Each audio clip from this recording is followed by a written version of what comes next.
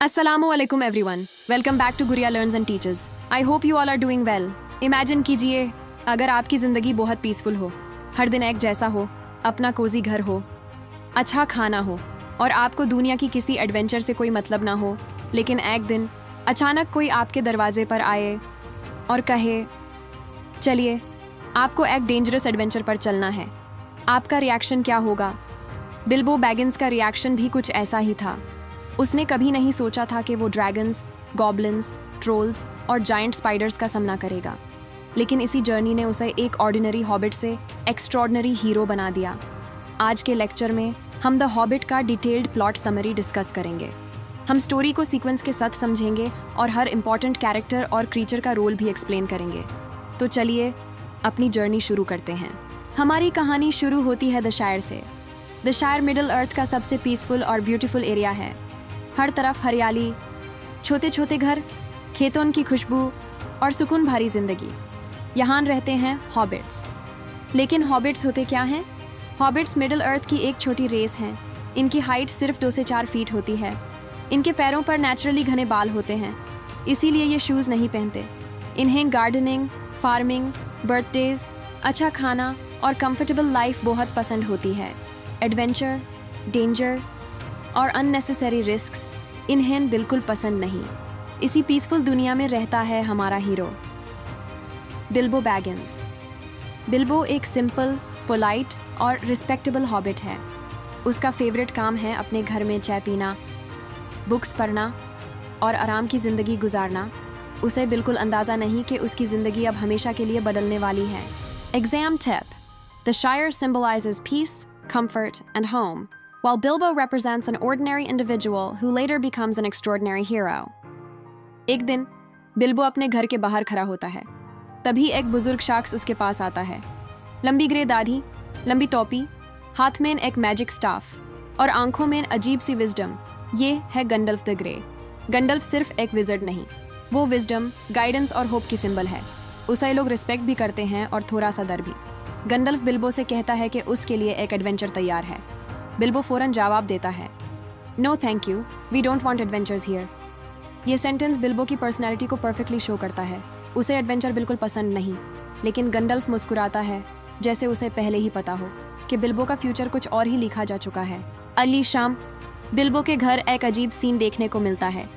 एक ड्वार्फ आता है, फिर दूसरा, फिर तीसरा और धीरे धीरे पूरे 13 ड्वार्फ्स बिल्बो के घर जमा हो जाते हैं। बिल्बो का छोटा सा घर अचानक शोर शराबे और हंसी से भर जाता है। टेबल पर रखा खाना सब मिलकर खा लेते हैं। बिल्बो हैरान भी होता है और परेशान भी। अब बात करते हैं ड्वार्फ्स की। ड्वार्फ्स की हाइट छोटी होती है, लेकिन स्ट्रेंथ बहुत ज़्यादा होती है। इनकी लंबी दाढ़ी होती है। ये माउंटेन्स के अंदर रहते हैं। माइनिंग, गोल्ड, ज्वेल्स और वेपन्स बनाना इनकी स्पेशलिटी है। ड्वार्फ्स ब्रेव भी होते हैं, लेकिन कभी कभी बहुत स्टबन और ग्रीडी भी हो जाते हैं। इन सब का लीडर है थोरिन ओकनशील्ड। थोरिन एक रॉयल ड्वार्फ है। उसके एंसेस्टर्स लोनली माउंटेन के किंग हुआ करते थे, लेकिन एक दिन सब कुछ बदल गया।